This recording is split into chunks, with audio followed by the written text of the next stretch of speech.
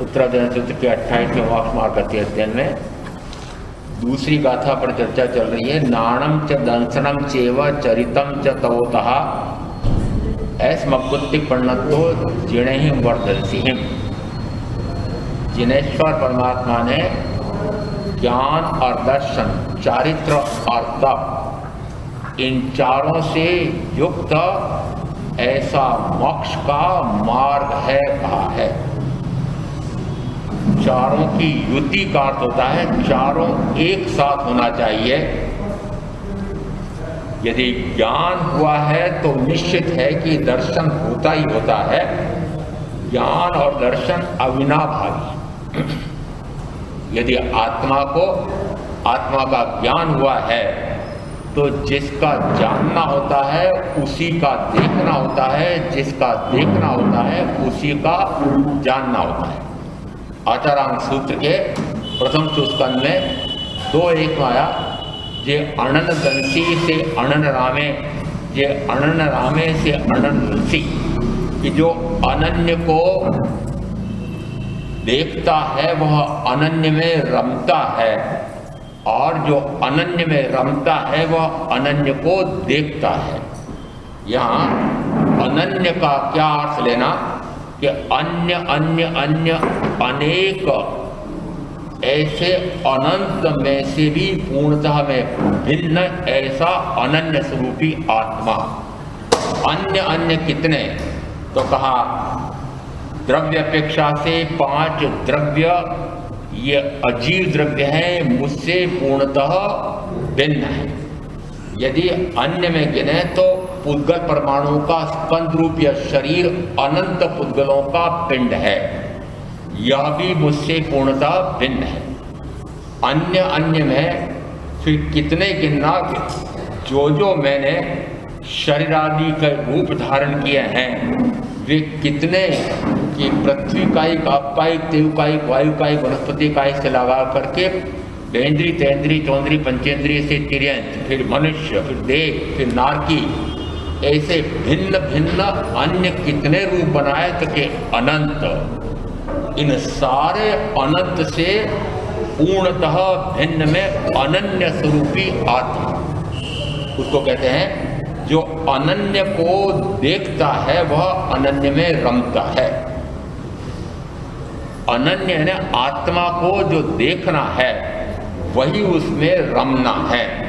यद्यपि यहाँ देखने के साथ जानना सम्मिलित नहीं किया है, परंतु यदि अंश अंश करके, खंड खंड करके, देशतः करके आत्मा के संपूर्ण स्वरूप को जान लिया, साकार रूप उपयोग ऐसा कहा जाता है। और जिस समय अंश अंश करते हुए जान करके संपूर्णतः एक साथ सर्वांश में, सर्वांग से अपने आप को देखता है, उसे कहा यह दर्शन है। और ऐसा जो दर्शन है उसमें जानना सम्मिलित है।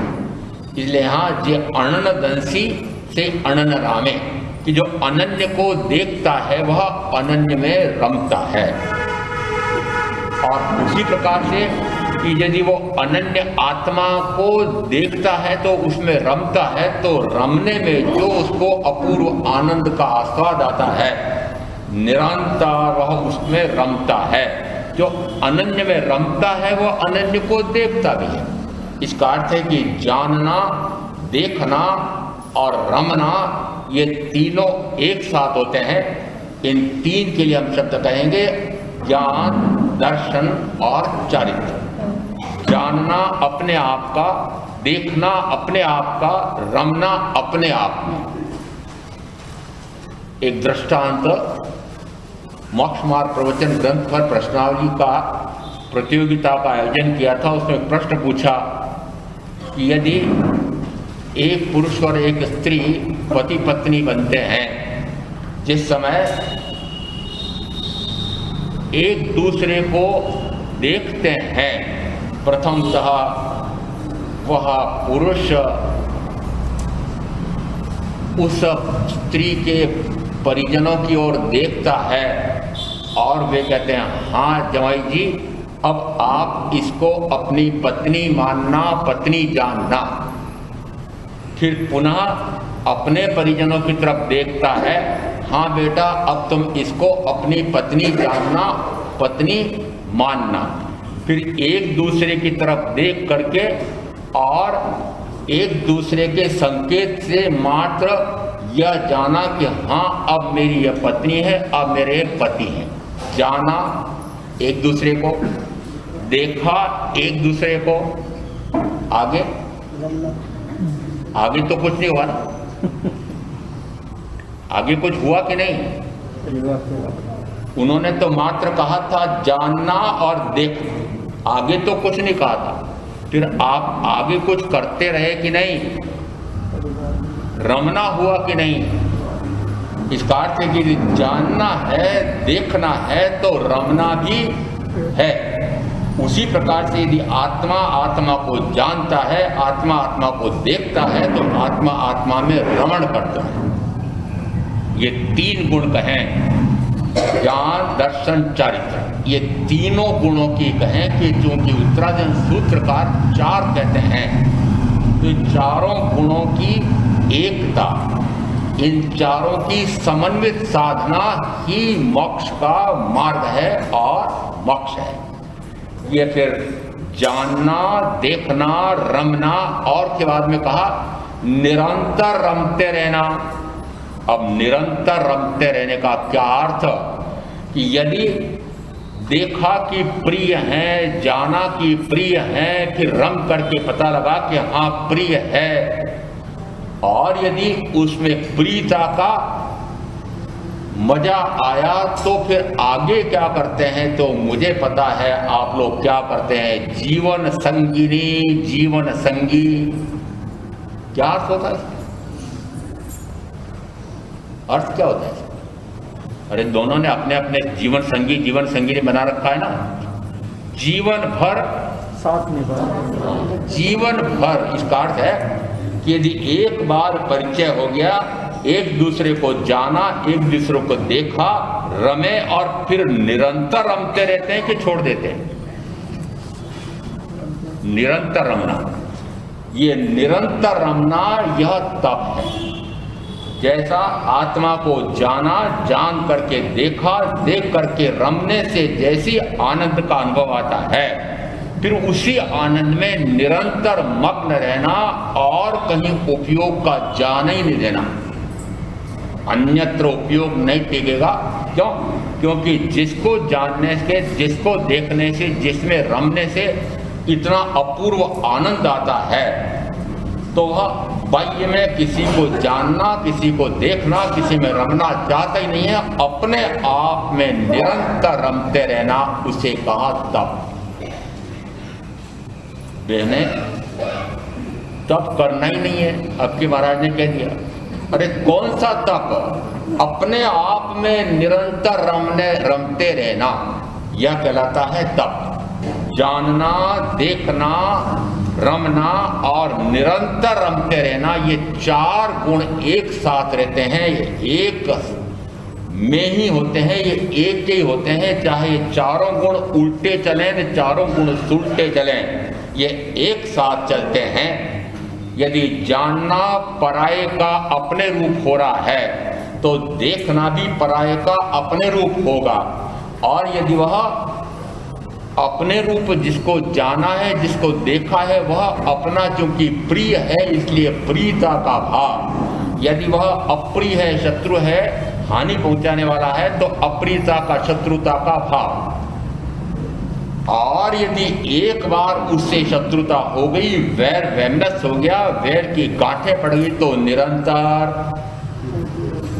निरंतर वैर। ये देखो चारों गुण विपरीत जा रहे हैं। जानना पराये का, देखना पराये का, रमना पराये का, प्रीति या अप्रीति रूप, और निरंतर प्रीति या अप्रीति रूप रमना।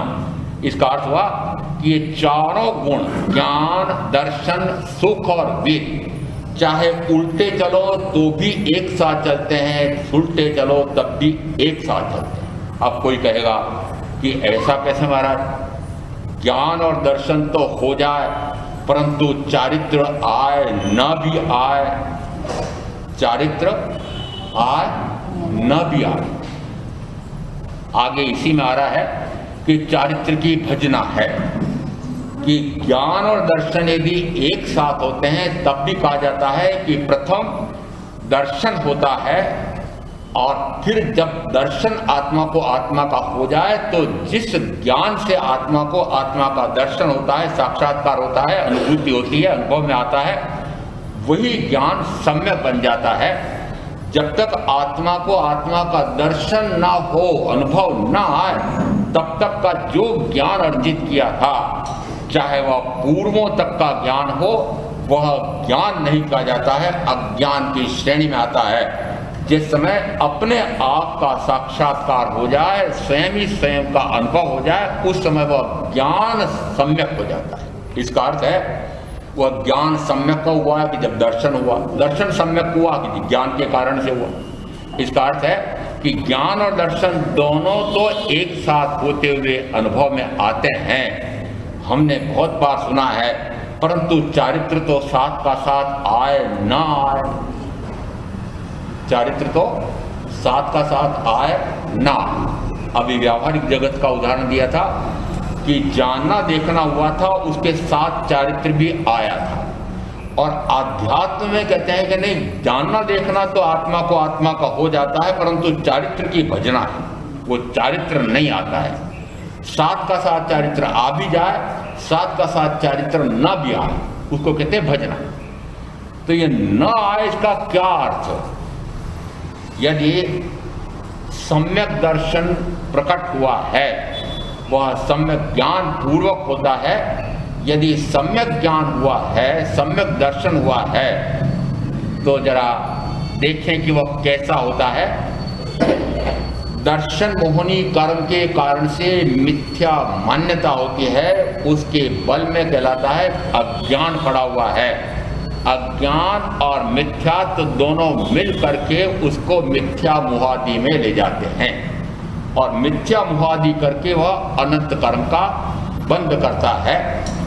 और यदि वह ज्ञान अज्ञान से ज्ञान में आ जाए, यदि मिथ्यात्व से सम्यक्त में आ जाए, तो कहा जाता है दर्शन मोहनी कर्म का उसके तीन भेद, मिथ्यात्व मोहनी, मिश्र मोहनी, सम्यक्त मोहनी, इन तीनों का यदि वह क्षय करे या इन तीनों का उपशम करे, तो उसी मिथ्यात्व के बल पर होने वाला मिथ्या चारित्र, मिथ्या मोहादि।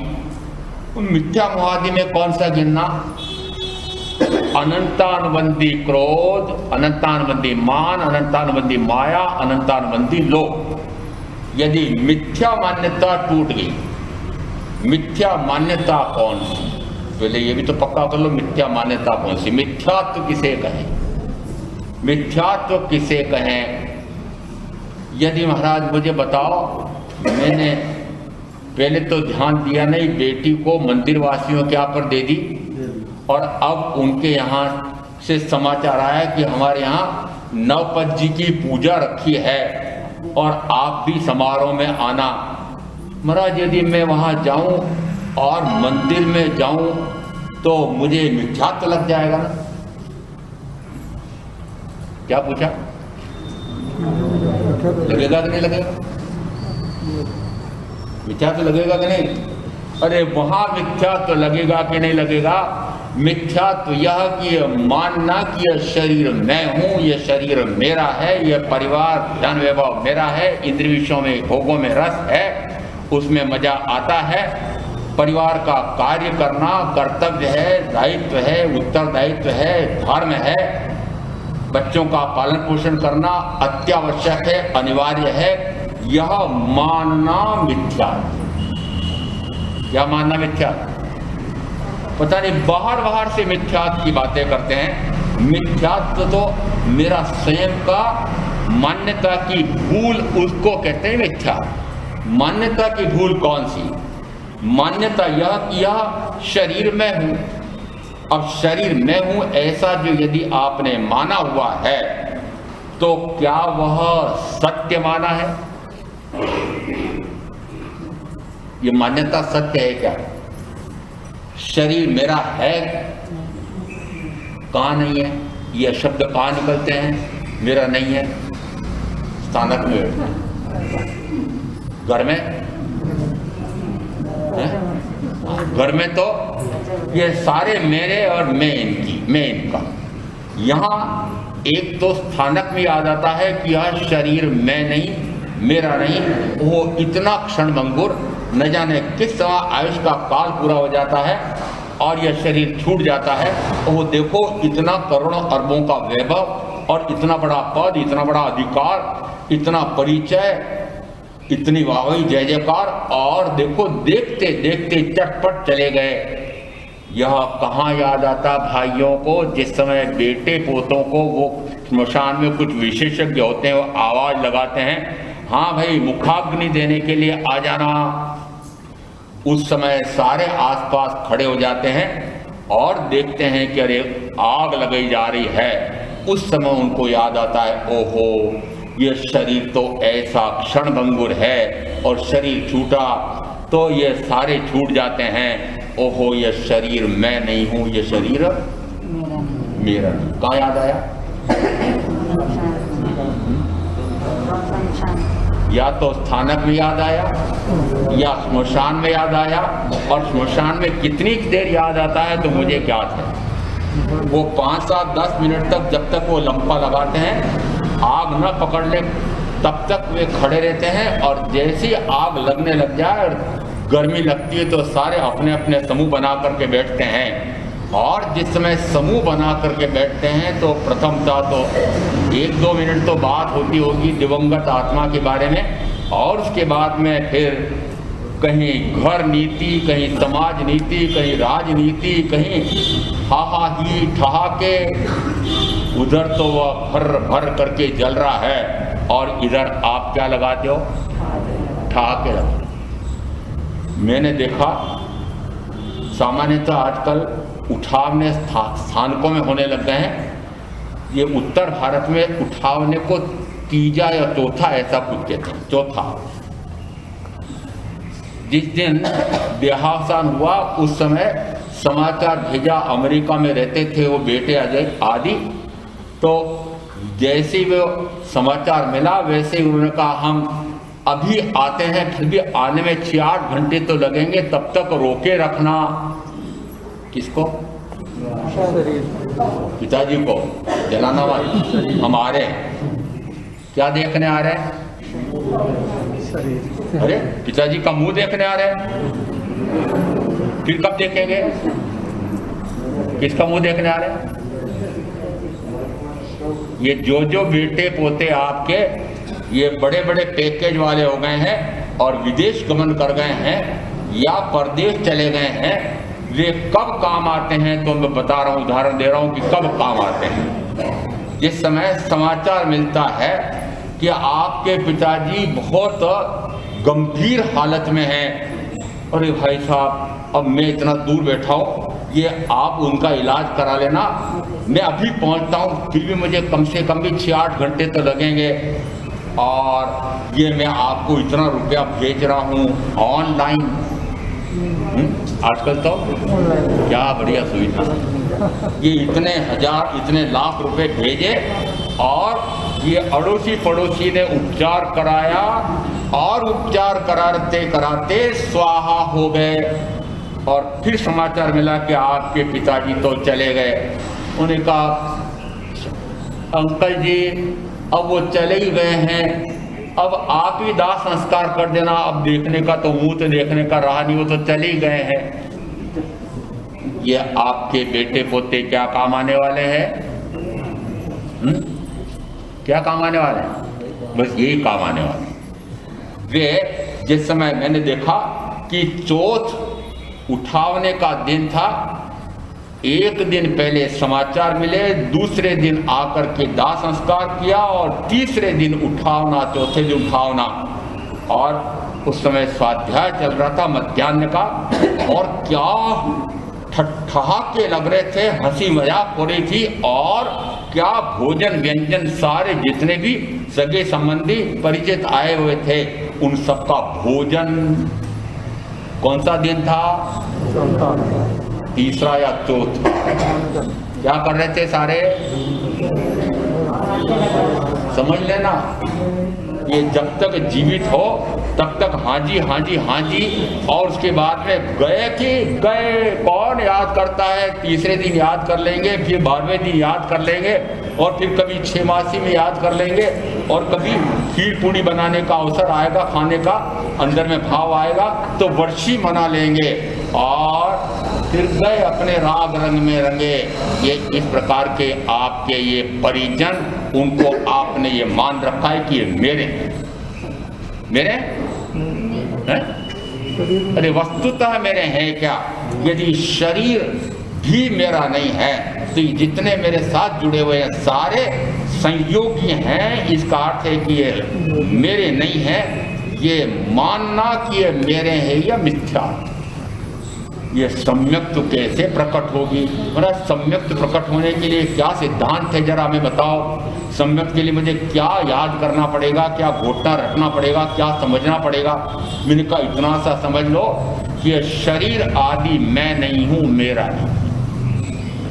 शरीर के साथ जुड़ी 5 इंद्रियां हैं, इन 5 इंद्रियों के भोगों में सुख मिलता है, ऐसा मानना मिथ्यात्व, ऐसा जानना मिथ्या ज्ञान, ऐसा मानना मिथ्या दर्शन और मिथ्यात्व। और ऐसा मान करके यदि ये 5 इंद्रियों के भोग अनुकूल मिले तो उसमें रति भाव करना, प्रतिकूल मिलने तो अरति भाव करना, ये मिथ्याचारित्र। यदि ऐसा मानते हो, ऐसा जानते हो, ऐसा करते हो तो कहा जाता है यही अज्ञान है, यही मिथ्यात्व है, और यही मिथ्या मोहादि है, और उसी के कारण से अनंत जन्म मरण का, अनंत कर्म का बल। मात्र इतना सा जानने से कि ये मेरे हैं, मात्र इतना सा मानने से कि ये मैं हूं, ये मेरे हैं, और अनंत कर्म का आश्रव बनता। इतना सा जानने मानने से, इतनी सी मान्यता से कि ये मेरे हैं, इस मान्यता मात्र से अनंत कर्म का बंध। अब ये अनंत कर्म का बंध कैसे रुके? ये अनंत काल का अज्ञान, यद्यपि अज्ञान की एक एक समयवर्ती पर्याय होती है, परंतु एक एक समयवर्ती पर्याय प्रकट होते होते अनंत काल से यह अज्ञानांत काल है। अब इस अज्ञान को मिटाने में कितना समय लगेगा कि अनंत काल, 4 महीने, जुमा से कितना काल लगेगा? अज्ञान से ज्ञान में आने के लिए कितना समय है? एक समय। जो ज्ञान की विभाव पर्याय प्रकट हो रही थी, अपने को तो न जाने और पराये को अपना जाने, ऐसी जानने की जो विपरीत पर्याय हो रही थी, वह विपरीत पर्याय सदगुरु के वचन से परम परमात्मा, ऐसे परम वीतरागी तीर्थंकर परमात्मा की वाणी से यह सुना, यह समझा कि वस्तुतः मैं तो शुद्ध चैतन्य स्वरूपी आत्मा हूं और शेष सारे संयोगी हैं। ऐसा अंदर में आत्मसात हो जाए तो वह अनंत काल का अज्ञान एक समय की शुद्ध पर्याय से नष्ट हो जाता है। अज्ञान से ज्ञान में आने के लिए कितना समय? एक समय। और मिथ्यात्व से सम्यक्त में आने के लिए कितना समय? एक अंतर्मुठ। अभी यदि आपको सम्यक्त प्राप्त करने के लिए कोई कसरत कवायद करने की आवश्यकता नहीं पड़ रही है, कोई शास्त्र रटने घोटने भी नहीं पड़ रहे हैं, कुछ भी नहीं करना है, मात्र इतनी सी मान्यता जो ये कर रखी है कि ये शरीर से जुड़े हुए परिजन, धन वैभव आदि मैं हूं, मेरे हैं, ये मानना बंद कर दो। ये मानना बंद कर दो तो क्या हो गया? सम्यक। ये मानना कि मैं हूं, ये मेरे हैं, मिथ्या। ये मानना कि मैं हूं, मेरे नहीं है, सम्यक। अब क्या पहाड़ तोड़ने? अरे को पहाड़ नहीं तोड़ने, मात्र जो मान्यता मिथ्या कर रखी है उस मान्यता को, वस्तुतः वो मिथ्या है, वस्तुतः वह मान्यता मिथ्या है। निश्चित रूप से यह शरीर कैसा है तो उत्तराधिकार सूत्रकार है वो कहते हैं इमम शरीरम अनित्यम असुई असुई संभवम असास यावा समीणम दुख कैसाण भायणम। यह शरीर अनित्य है, यह शरीर अशुचि से उत्पन्न हुआ है, यह अशुचियों का भंडार है, यह आत्मा के रहने का अशाश्वत अनियत स्थान है और दुखों का वजह है। पहले दिया इसमें यह शरीर अनित्य है। फिर एक गाथा का विवेचन हुआ था, कुछ हुआ था कुछ बाकी है। एगो में सासो अप्पा नाण दंसण संजो शेषा में बहिरा भावा सव्य संजोग लक्षणा। इन दोनों गाथाओं में पहले चौथाई भाग पहले ले ले। एक में कहा इमम शरीरम अनित्यम, एक में कहा एगो में सासो अप्पा, मैं एक शाश्वत आत्मा हूं, सदा काल रहने वाला, पूर्व में था वर्तमान में हूं भविष्य में रहूंगा। पूर्व में कब था कि अनादि से हूं, अजन्मा हूं, अजर हूं और अमर न मरने वाला ऐसा अमर हूं। एक तरफ कहा कि मैं तो नित्य हूं, ध्रुव हूं, शाश्वत हूं, अवस्थित हूं, अव्यय हूं। और दूसरी तरफ कहा कि ये मेरे साथ जो जुड़ा हुआ शरीर है वह शरीर कैसा है कि यह अनित्य है।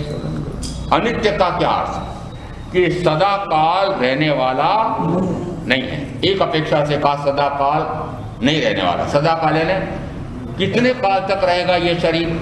वर्तमान में जो शरीर मिला हुआ है वह कितने काल तक रह सकता है? तो व्याख्या प्रकृति सूत्र में 5वें आर्य के लिए कहा कि मनुष्य की आयु भरत क्षेत्र में 130 वर्ष या कहीं कहा 100 वर्ष जाजेरी है ना, 100 वर्ष से अधिक, 200 वर्ष से कम। इसका अर्थ है कि आयुष का काल कितना सा? उत्तरायण सूत्र के 10वें अध्याय में कहा यह अल्प काल की आयु और जीवन बहु विघ्नों का है घर, पर कर्पूर पुराकृत कर्म धूलि गौतम प्रमाद क्षण का मत कर। यह अल्प काल की आयु कैसी? मनुष्य की आयु 3 पल्योपम तक की।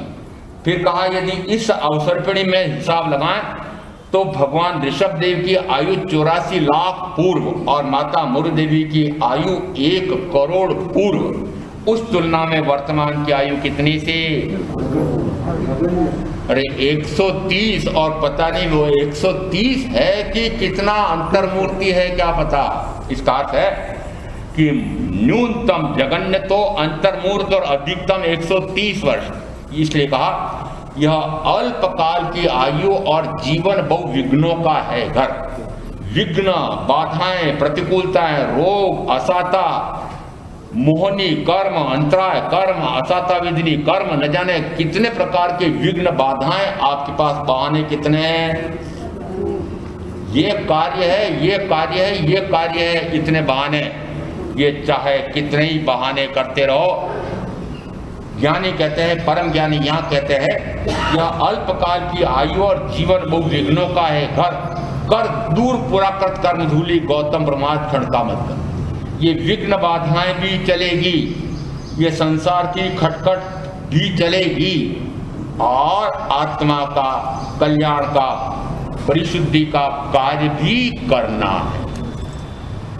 यदि कभी आप सोचते हो कि ये प्रतिकूलता मिट जाए, ये अनुकूलता मिट जाए, फिर साधना करूंगी या फिर साधना करूंगा, आपको पता है कि ये सारी प्रतिकूलताएं बाधाएं मिट जाएगी और अनुकूलता आएगी, तब आप साधना करेंगे।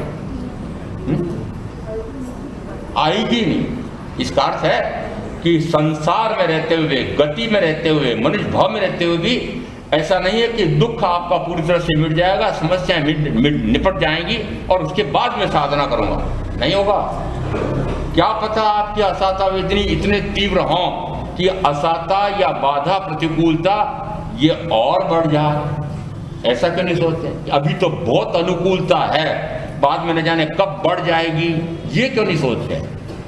अभी तो फिर भी कम बाधाएं हैं, न जाने कब बढ़ जाएगी। ऐसा सोच करके चाहे विघ्न हो न चाहे बाधाएं हो, तब भी साधना करके, ये पुराकृत कर्म का अर्थ होता है इतने पुराने, इतने कर्म पड़े हुए हैं, पता ही नहीं मुझे सत्ता में कितने कर्म पड़े हुए हैं, उन कर्मों को नष्ट करने का भी यही एकमात्र भाव कहा जाता है। इसलिए कहा कर दूर पुराकृत कर्म धूलि गौतम प्रमाद क्षण का। इसका अर्थ हुआ कि यह काल कैसा है कि अल्प काल मिला है, तो यह शरीर कैसा कहा कि यह अल्प काल का है, अनित्य। दूसरी अपेक्षा से कहते हैं यह प्रति समय बदलने वाला, प्रति समय प्रति पल बदल रहा है, हमें भान नहीं होता है परंतु प्रति पल बदल रहा है। इस अपेक्षा से कहें कि यह अनित्य है। एक तरफ तो अनित्य शरीर है, दूसरी तरफ इसी के साथ जुड़ा हुआ मैं शुद्ध चैतन्य स्वरूपी नित्य ध्रुव आत्मा हूं। अब जरा अपना अपना लेखा अपने आप करके देख लेना कि नित्य ध्रुव शाश्वत चैतन्य स्वरूपी आत्मा के लिए कितना समय लगाते हो और कितनी शक्ति लगाते हो, और इस अनित्य शरीर सड़ने वाले, गलने वाले और फिर अंततः न जाने किस क्षण नष्ट होने वाले ऐसे वर्ण गंध रस स्पर्श के मिट्टी के पुतले के लिए कितना समय, जिस समय इसको बढ़िया नेला करके, धुला करके, वस्त्रालंकार से सुसज्जित करके, लीपा पोती करके, लीपा पोती क्या होती? लीपा पोती होती क्या? मुझे नहीं पता। लीपा पोती कहते हैं, लीपा पोती करते हैं, इस पर कुछ लेपन करते हैं, इस पर कुछ पोतते हैं। और पहले तो भाई लोग कहते हैं महाराज ये लीपा पोती तो बहनें ही करती, हम तो कुछ नहीं करते, पर आजकल ये भी कोई कम नहीं है। इनके भी ब्यूटी पार्लर एक से एक ऐसे बड़े बन गए हैं कि यदि उसमें घुसो तो ऐसे जंगली जैसे दिखते हैं, और यदि वहां पर 5-6 हजार 10 हजार दे के निकलो तो ऐसे यौवन लेकर के निकलते हैं। तो ये भी कोई कम नहीं लीपा पोती करने वाले। यदि इस शरीर को लीपा पोती कर रहे हो, अरे मिट्टी पर मिट्टी तो लेप रहे हो, क्या कर रहे हो? अरे कहा जाता है कि यह शरीर तो मिट्टी का ही बना हुआ है, मिट्टी खाता है, मिट्टी बनाता है और मिट्टी में ही है? अच्छा ज्ञानी होगा बड़े, मिट्टी में ही, अरे मिट्टी ही है। प्रारंभ यहां से करो कि मिट्टी ही है। यद्यपि मैं शुद्ध आत्मा इसके साथ हूं, तब भी मेरा पृथक स्वतंत्र अस्तित्व है। मैं अपने गुणों को लिए हुए अपने आप में सिमट करके अपने आप में रहता हूं, और ये अपने गुणों में अपने आप में रहता है। दोनों का पूर्णतः स्वतंत्र पृथक अस्तित्व है। 1-3 व्याख्या प्रज्ञप्ति सूत्र में आया है, जो अस्थि रूप होता है वह अस्थि रूप ही रहता है, जो नास्ति रूप होता है वो नास्ति रूप ही होता है। अस्थि यानी है, ना अस्थि, ना अस्थि यानी नहीं है। जो नहीं है वह हो नहीं सकता, जिसकी विद्यमानता नहीं है वह विद्यमान हो नहीं सकता। जो विद्यमान है, अस्तित्व है, उसका अस्तित्व कभी मिटता नहीं। अस्तित्व है का अर्थ है कि सदा काल जो रहने वाला है, सदा काल रहने वाले में कहा यह आत्मा का सदा काल अस्तित्व है। इसी के साथ यह वर्तमान में शरीर जो है, यह शरीर भी पुद्गल अपेक्षा से तो शाश्वत है। पुद्गल अपेक्षा से तो यह पुद्गल भी एक द्रव्य है, और द्रव्य सारे शाश्वत होते हैं। इसका अर्थ है कि यह पुद्गल द्रव्य होने से यह भी निरंतर शाश्वत तो रहेगा।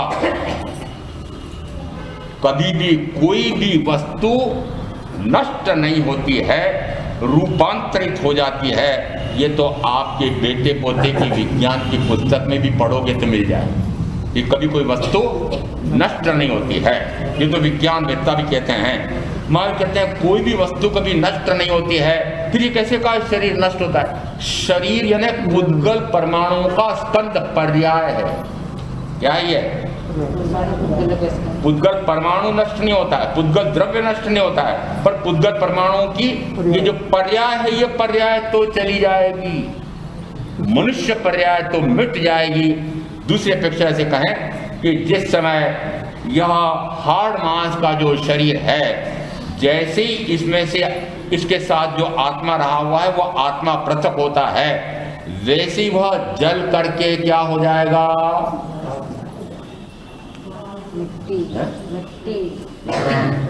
राख हो जाएगा। राख याद है? याद रखते हो क्या? याद रखते हो क्या? उस दृश्य को याद रखते हो क्या? उस फल परिणति को याद रखते हो क्या कि राख में मिलने वाला, राख बन जाने वाला? एक दिन ऐसी तत्व चर्चा होते होते मुझे भाई एक बोलते हैं, महाराज जब होगा जो होगा, काय के लिए डराते हो हमको? काय के लिए डराते? मैंने कहा मैं तो डराने की बात नहीं कर रहा हूँ, मैं तो अभय करना चाह रहा हूँ। आप अभय, अभय यानी भयभीत मत हो, यह तो जलने वाला ही है, ये तो जलन स्वभावी ही है, ये तो मरण धर्मा ही है। इसे कह रहा हूँ मरण धर्मा है, वो कभी भी मर सकता है। यह तो मिट्टी ही है और वस्तुतः मिट्टी से ही उत्पन्न हुआ है, मिट्टी से ही उत्पन्न हुआ है। बड़ा मुश्किल है छोटे बच्चों के सामने यदि कहोगे मम्मी आपने भी क्या कहा मिट्टी से बना है, मिट्टी से कैसे बना मैं? मिट्टी हो क्या? मैं मिट्टी हो क्या? आज क्या ना अपने बेटे पोते किसी कि तुम बेटा ये शरीर जो है मिट्टी है।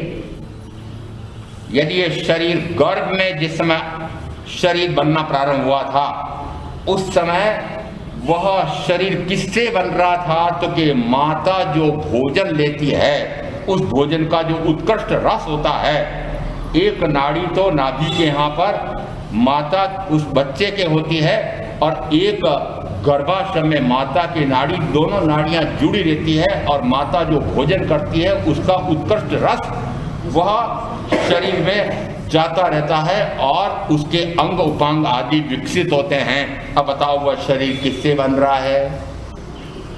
भोजन किससे आया, कहाँ से आया?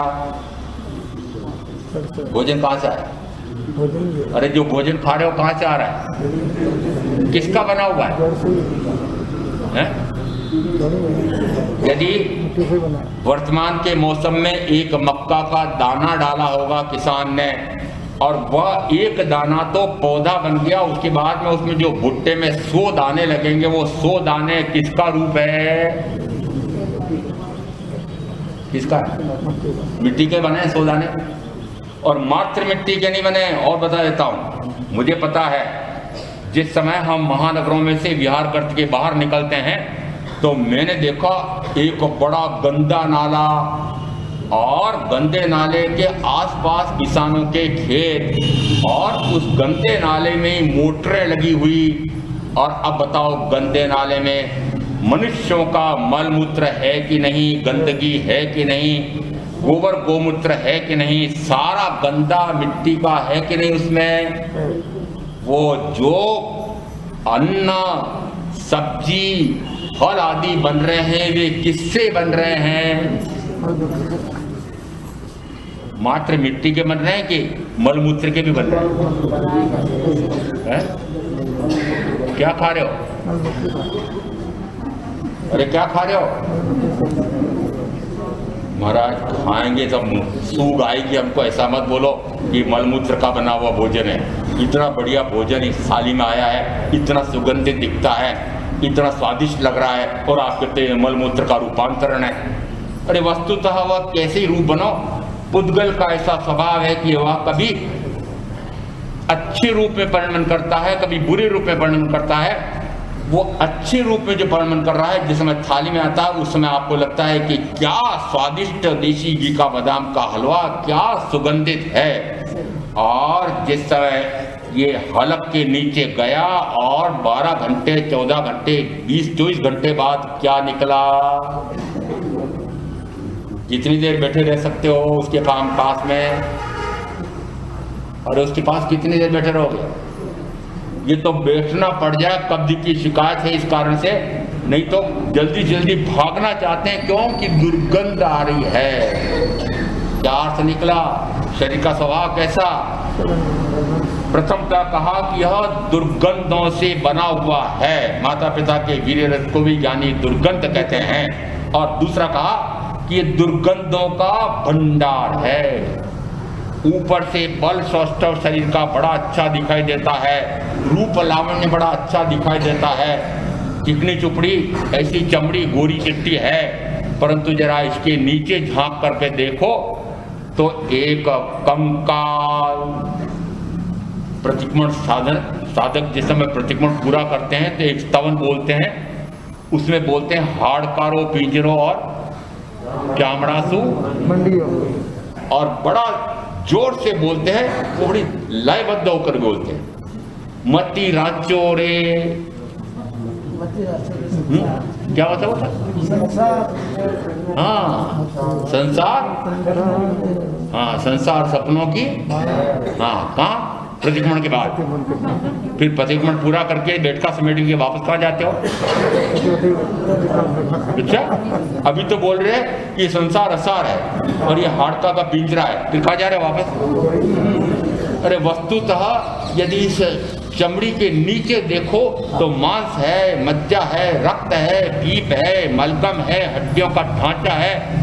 यदि कहीं घोर अमावस्या की रात में ऐसा कंकाल दिख जाए मनुष्य का तो भूत है करके भागोगे, ऐसा कंकाल लेकर बैठे हो। यह एक अपेक्षा से कहा कि यह दुर्गंधों से उत्पन्न हुआ है और यह दुर्गंधों का भंडार है। इमं शरीरम अनित्यम असूय असूय संभवम असास्यवा सम्यनम दुख केशाण भायणम। ये इस आत्मा के रहने का अशाश्वत स्थान है, अनियत स्थान है। आत्मा इसके साथ कब तक रहेगा ये पता नहीं कितने साल, कितने समय तक रहेगा, एक क्षण का भी। अच्छा, बड़े ज्ञानी हो गए। एक क्षण का भी भरोसा नहीं है। जिस समय कोठी बनाने के लिए उस शिल्पकार को कहा, नक्शा बनाने वाले को कहा, भाई मेरे ऐसी कोठी बनाना है। हाँ सेठ जी, कितने मंजिल की बनाना है? क्योंकि 7 मंजिल की बनाना है तो फिर सरिया और सीमेंट सभी उस प्रकार से लगानी पड़ेगी। अब वो 7 मंजिल क्यों बनाना चाहते हैं? सरिया इतना मोटा क्यों लगा, नींव इतनी मजबूत क्यों बनाना चाहते हैं? करे कम से कम 7 पीढ़ी तक के मेरे बच्चे। योजना कितनी की बना रहे हो? अरे योजना कितने बना रहे हो?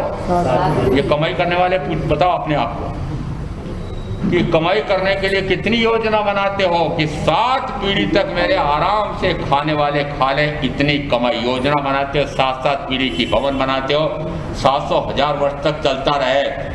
और यदि उस भवन के साथ मेरा संबंध कितने क्षण का है पता लगाया? कहते हैं आजकल तो कोठियां बंगले ये करोड़ों में बनते हैं। बड़ा करोड़ों क्या होता है? करोड़ों में तो भूखंड मिलते हैं। मैंने कहा चलो भाई 5, 7, 10 करोड़ गिन लो। यदि 10 करोड़ रुपए का उसने भवन बनाया है, कोठी हवेली बनाई है, बंगला बनाया है, तो मुझे लगता है न जाने कितने खटकर्म, खोटे कर्म, पाप कर्म किए होंगे तब जाकर के वो 10 करोड़ की हवेली कोठी बनी है। और जिस समय कोठी बनाने के बाद प्रवेश करना है, नांगल का महोत्सव रखना है, और इधर तो प्रीति भोज तैयार हो रहा है, और इधर वो सेठ जी के कहते हैं छाती में बाईं तरफ कुछ दर्द होता है तो हाय हाय मच जाती है। क्या होता है बाईं तरफ? बाईं तरफ कुछ होता है? अरे छाती के बाईं तरफ जब दर्द होता है तो घबराहट होती है। क्या होता है? हाँ, जरा सा दर्द होने लगा और सारे दौड़े, हाथ मलने लगे और ऐसा करो वैसा करो, हथेलियां पथलियां ये जैसे रगड़ने लगे, और थोड़ी देर बाद स्वाहा प्रवेश का हुआ। अरे उस 10 करोड़ की कोठी में प्रवेश हुआ क्या? और प्रवेश कहाँ हुआ तो वो भी बता सकता हूँ मैं प्रवेश कहाँ हुआ। मेरे अमुक पिताजी, काकाजी आदि आदि वे स्वर्गवासी हो गए। मैंने कहा इन मनुष्यों के कोई भी परिजन स्वर्ग में ही जाता है, नरक में तिरेंच में तो क्यों जाता ही नहीं। आपने कभी ऐसी पत्रिका देखी जिसमें लिखा हो कि मेरे पिताजी नरक में गए? काम कौन से किए थे? काम कौन से किया? उदाहरण दिया ना कि 10 करोड़ की कोठी बनाई है तो निश्चित रूप से न जाने कितना पापारम किया होगा, कितना आरम समारम किया होगा, कितना झूठ बोला होगा, चोरी की होगी, छल कपट मायाचारी की होगी, कर चोरी की होगी, और तब जाकर 10 करोड़ की कोठी बनी है। तो इतना पापाचरण करके कहाँ जाएगा? पर आप कहाँ भेजते हो? देखो, इसलिए कहते हैं कि जिस समय ये जो आप कर रहे हैं वो क्या कर रहे हैं कि इस अशुचि से उत्पन्न अशुचिमय शरीर के संदर्भ से सारी गतिविधियां चल रही है। सारा सुख किसको मिलना चाहिए? शरीर को सुख मिलना चाहिए। सारी दौड़ किसके लिए है? शरीर के लिए, शरीर के लिए। और इसका सुख कितनी देर का सुख होता है? कुछ समय के ठिकाने पर। और ये शरीर कहो कि शरीर के साथ जुड़ी किसी भी इंद्री का सुख यह कुछ क्षणों का होता है, और इसकी तुलना में मैं आत्मा, उसका सुख कितना? आत्मा का सुख स्वयं का ही इसका गुण है। ज्ञानी कहते हैं कि सुख किसी व्यक्ति, वस्तु, स्थिति, परिस्थिति में नहीं है, बाहर में सुख नहीं है, सुख अंदर में है। अंतर शोधन से ही प्राप्त होगा, अंदर में ही प्रकट होगा। अंतर शोधन का अर्थ होता है आत्मा का शोधन, यानी शुद्धि करना या आत्मा को खोजना। कहाँ मिलेगा सुख? कहाँ मिलेगा? क्या आत्मा की शुद्धि से ही सुख मिलेगा? आत्मा के खोजने से ही सुख मिलेगा। आप सुख कहाँ खोजते हैं? बाहर। और ज्ञानी कहते हैं बाहर सुख नहीं है। बाहर जो सुख है वह इंद्रिय विषयों का सुख है, और वह आपके पूर्वोपार्जित कर्म के अनुकूल बांध करके आए हों तो कुछ समय के लिए सुख मिलेगा, और नहीं बांध के आए हों साता तो फिर असाता मिलेगी। असाता बांध करके आए होंगे तो इसका अर्थ है कि कभी सुख और कभी दुख, कभी अधिकांशतः सुख और अधिकांशतः दुखी दुख, ये निरंतर इस प्रकार से मिलता है। इसका अर्थ है कि अब आप सोचें कि क्या कर रहे हैं। एक तरफ गाता आया कि मैं एक शाश्वत आत्मा हूं, दूसरी तरफ आया कि यह अनित्य शरीर है। अब अनित्य शरीर के लिए कितने घंटे? अब मान लेता हूं मैं, कुछ भाई बहन ऐसे भी हैं पक्के नियम के हैं, महाराज मैं एक सामायिक तो निश्चित रूप से प्रतिदिन करती हूँ, चाहे कुछ भी हो जाए महाराज, चाहे रात को 10 बज जाए, एक समय करके ही सोता हूँ, नियम है मेरा। मैंने कहा चलो एक सामयिक का काल छोड़ करके शेष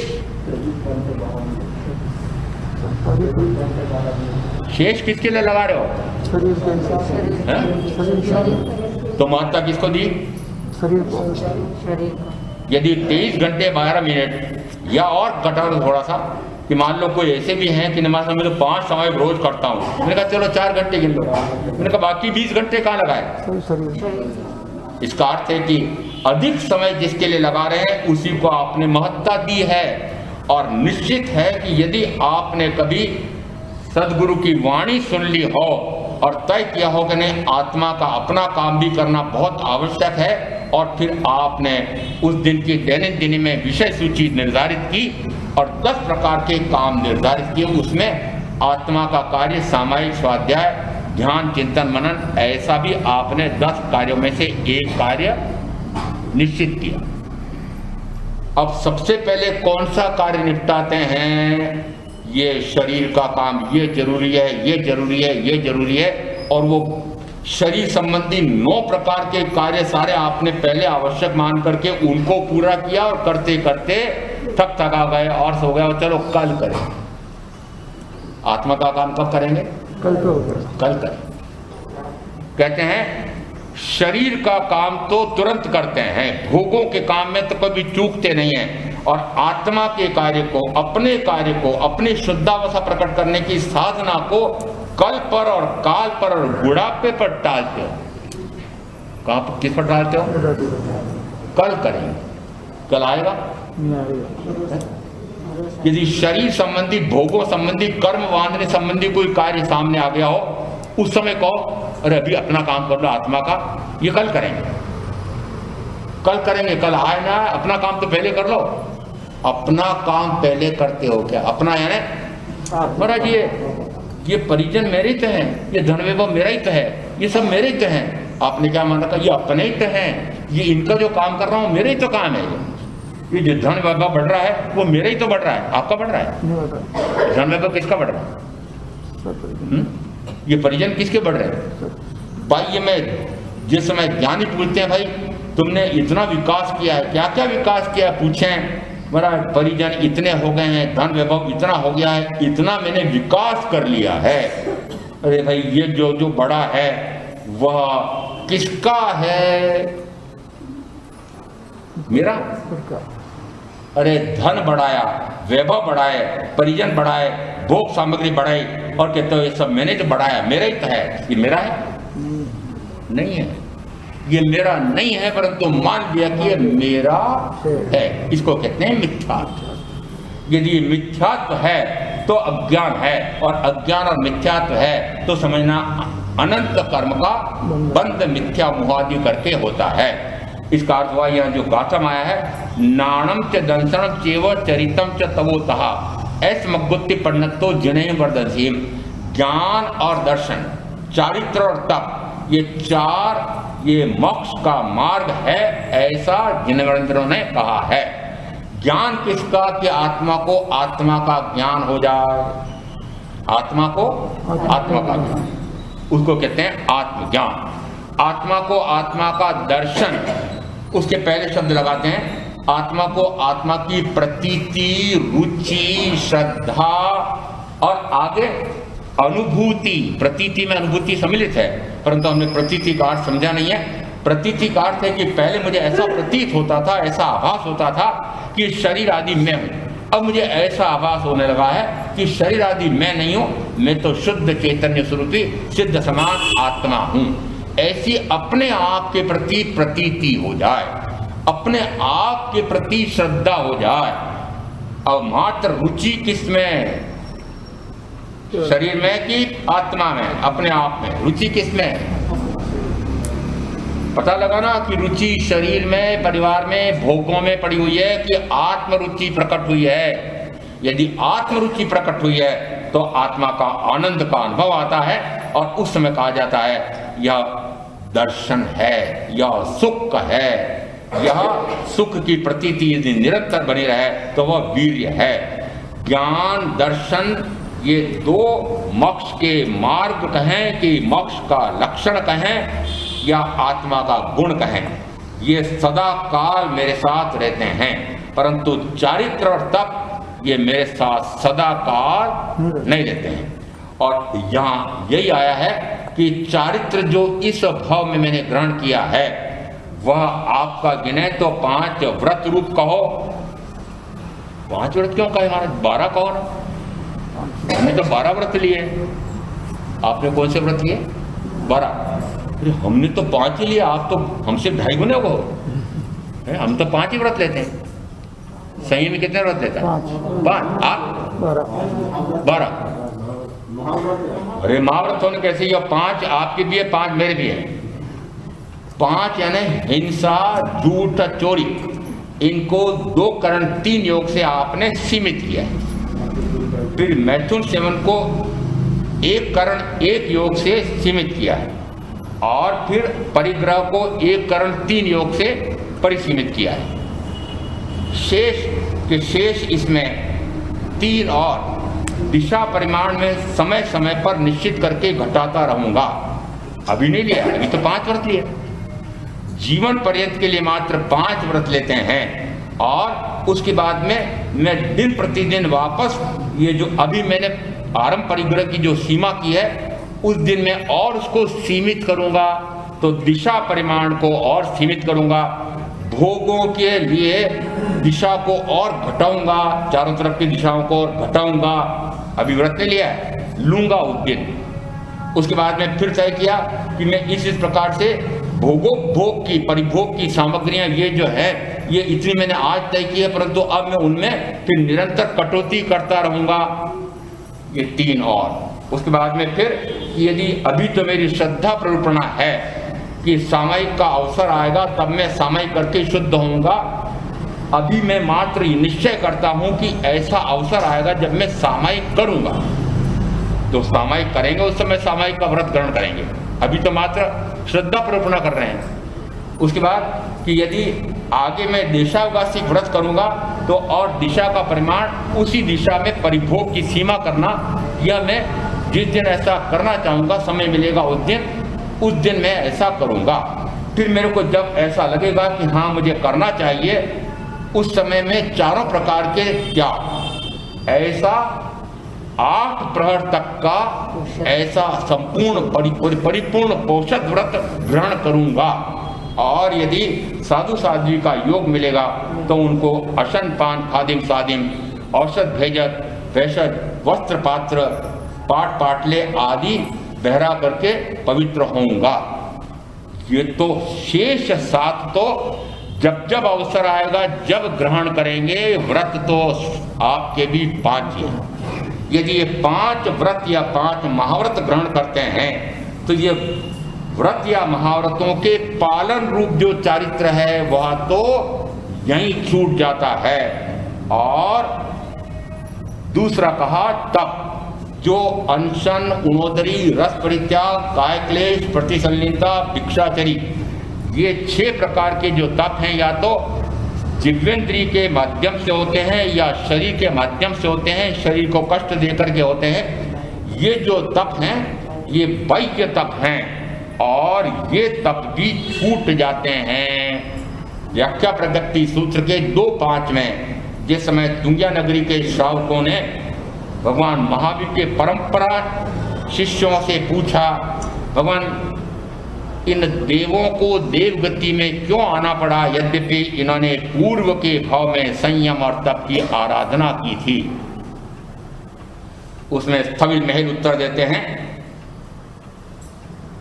पूर्व संयमेणम देवा देवलोयसु उपज्जन्ति, पूर्व तवेणम देवा देवलोयसु उपज्जन्ति। यहाँ आनंद रक्षित स्थविर महल 2 के इस प्रकार के उत्तर आए हैं कि इन देवों ने संयम और तप की आराधना की थी पूर्व के भाव में, परंतु इनको देवगति में क्यों आना पड़ा। यद्यपि संयम से तो कर्म का आश्रय द्वार रुक जाता है, संवर हो जाता है, और तप से कर्म की निर्जरा हो जाती है, तो फिर इनको देवगति में क्यों आना पड़ा, ये मोक्ष क्यों नहीं गए, ऐसा प्रश्न पूछा। आप भी ऐसे ही पूछते होंगे। ये श्रावक श्राविकाओं के प्रश्न हैं। ये आप जो पूछते हैं और ये जो प्रश्न है उनमें तुलना करना, ये उनको ये पूछना था कि कौन से संयम और कौन से तप से तो गति बंद होता है और कौन से संयम और कौन से तप से मुक्ति होती है, ये जानना चाहते थे। और इस गाथा में यह आ रहा है कि ज्ञान और दर्शन तो आत्मा के गुण हैं, लक्षण है, मोक्ष का मार्ग बनते हैं, और चारित्र और तप ये मात्र मोक्ष के कारण हैं। और दूसरा ये ज्ञान जो शब्द रूप ज्ञान है, आचार्यांगा जी का ज्ञान जो शब्द रूप हुआ है, आत्मज्ञान नहीं हुआ है, तो वह ज्ञान, और नव तत्वादि का श्रद्धांत तो हुआ हो परंतु आत्म श्रद्धांत, आत्म प्रतीति, आत्मरुचि, आत्मदर्शन नहीं हुआ हो, तो वह ज्ञान, वह दर्शन, वह चारित्र, वह तप, वह मात्र मोक्ष का कारण रूप तो बनता है, परंतु मोक्ष हो जाए ना भी हो जाए। और इस संदर्भ से प्रश्न पूछा कि इन देवों ने पूर्व में संयम और तप तो किया था, परंतु इनको देवगति में क्यों आना पड़ा।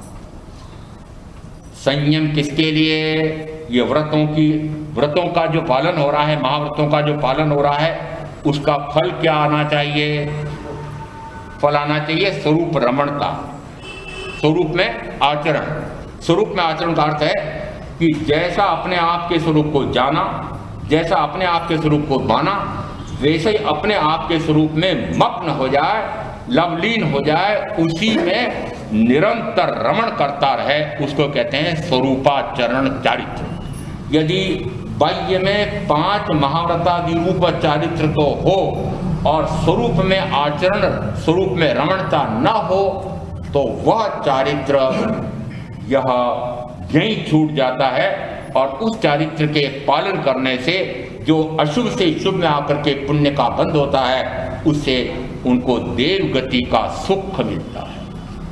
चारित्र का फल क्या आया, फिर कहा पूर्वतवेणम देवा देवलोयसु उपज्जन्ति, कि तप से कर्म की निर्जरा होती है और मोक्ष मिलना चाहिए था, फिर इन देवों को देवगति में क्यों आना पड़ा। तो उत्तर आया पूर्वतवेणम देवा देवलोयसु उपज्जन्ति, कि वह तप जिससे कर्मों का क्षय होकर के मुक्ति होती है, उस तप के पहले का कोई तप किया होगा। अब कौन से तप से तो मुक्ति मिलती है और कौन से तप से गति मिलती है।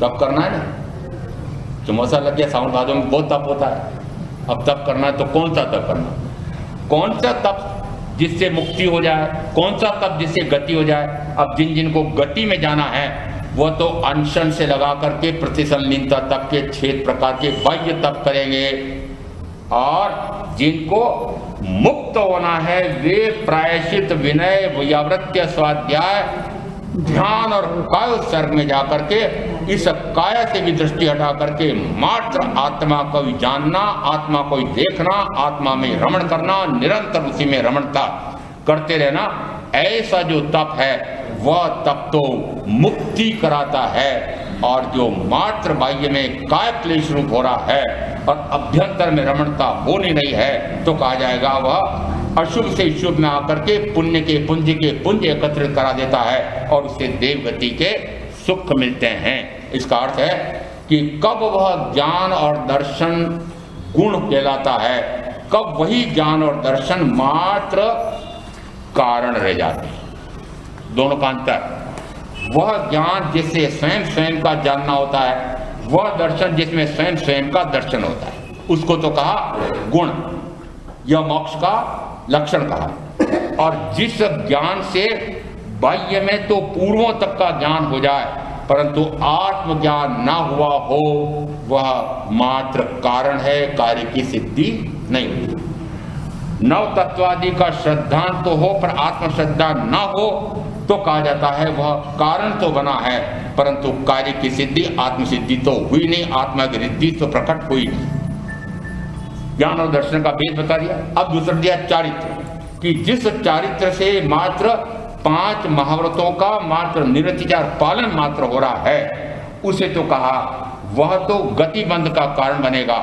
और उन 5 महाव्रतों के पालन से ऊपर उठ करके जिस समय वह स्वरूप में मग्न हो जाए ऐसा चारित्र, स्वरूपाचरण चारित्र वह मोक्ष का लक्षण बन जाता है।